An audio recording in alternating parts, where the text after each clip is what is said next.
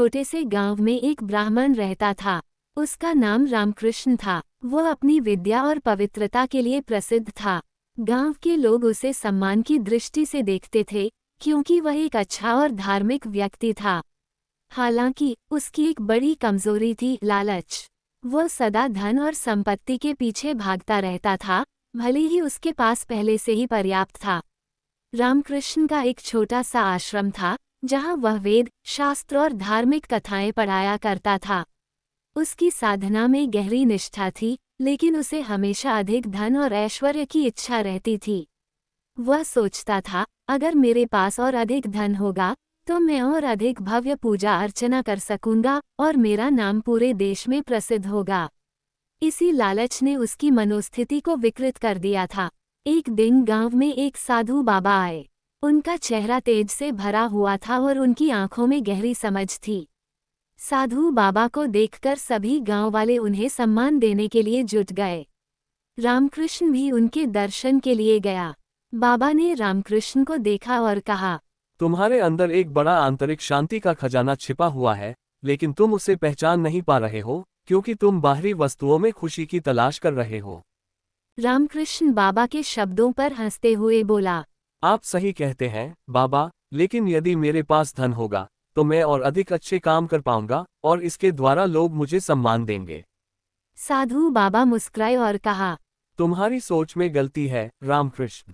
धन केवल एक साधन है, जीवन का उद्देश्य नहीं। बाबा के शब्द रामकृष्ण के दिल में गहरे उतर गए, लेकिन उसकी लालच इतनी अधिक थी कि वो उन शब्दों को पूरी तरह से समझ नहीं सका। अगले दिन बाबा ने रामकृष्ण से कहा, तुम एक वचन लो, मैं तुम्हें एक अमूल्य खजाना दूंगा, लेकिन तुम इसे केवल उसी स्थान पर खोज सकते हो जहां तुम पहले से ही हो।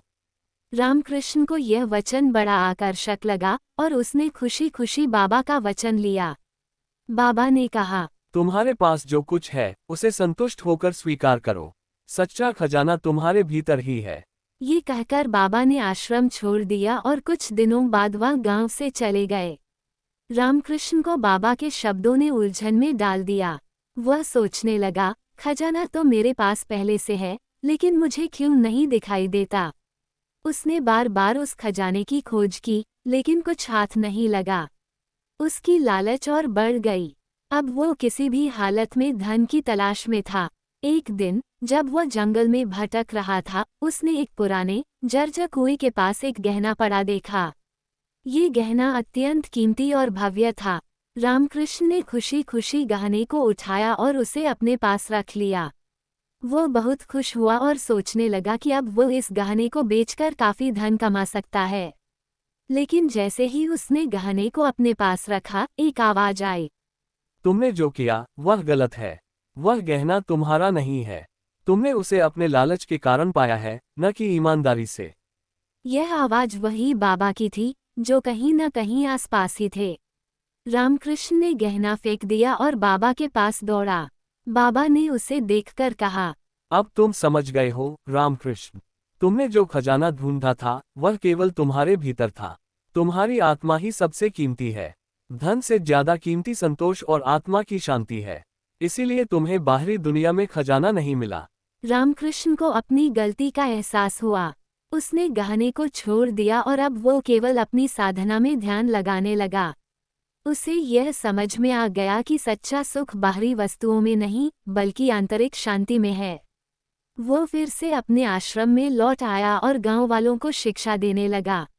उसने अपने जीवन का उद्देश्य सही दिशा में खोज लिया और अपने लालच को शांत किया। अब वो केवल ज्ञान का प्रचार करता और लोगों को ये सिखाता कि अगर वे भीतर से संतुष्ट हों, तो बाहरी धन और संपत्ति का कोई मूल्य नहीं रह जाता।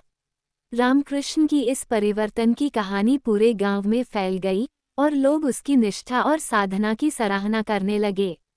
धीरे धीरे उसका जीवन संतोष और शांति से भर गया और उसने कभी भी धन के पीछे भागना नहीं छोड़ा। वह जान गया था कि सच्चा खजाना वह था जो उसे भीतर से मिल चुका था, आत्मा की शांति और संतोष।